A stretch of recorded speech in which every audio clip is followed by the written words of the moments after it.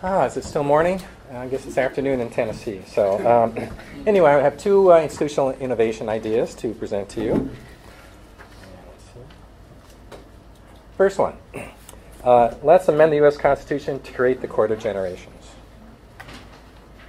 And here is, I've already written it for you. So Section 1, so you can save some time in your breakout groups today. The power to judge threats to the security of blessings of liberty to our posterity, and this is the only text in the Constitution that mentions our future generations, shall be vested in the Court of Generations, which shall be an adjunct of the judicial department of the national government. Section 2. The court shall consist of a grand jury and the members of the Supreme Court. The grand jury shall return a bill of indictment to the members of the Supreme Court if evidence suggests an intolerable threat to the security of the blessings of liberty to our posterity. The members of the Supreme Court shall decide whether we and or our ancestors are in contempt of entirely threatening the security of blessings of liberty to our posterity. So each state would have a member on the grand jury. The grand jury would meet in private.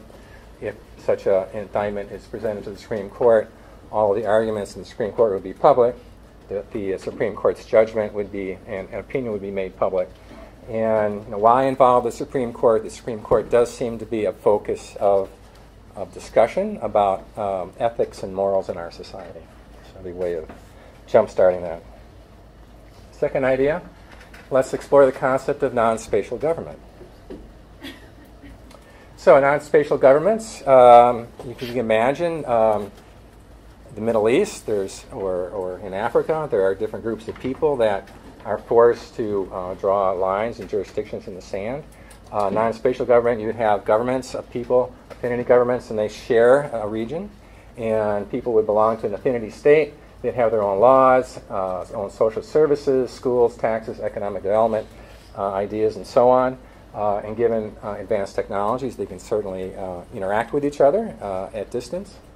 And then at a level below that, the affinity states would be part of infrastructure authorities, and they would help deal with the monopolies on transportation, electricity, and waste disposal, etc. So I challenge you to think about, could non-spatial governments be used to deal with issues in the Middle East, issues in Africa, and possibly even in the United States. And as you think of non-spatial government, on one hand, if people are allowed to aggregate according to affinity kinds of things, there might be less conflict. On the other hand, if you allow people to do that, does it make it easier for people to avoid conflict and discussion and deliberation as we had? So that's my presentation.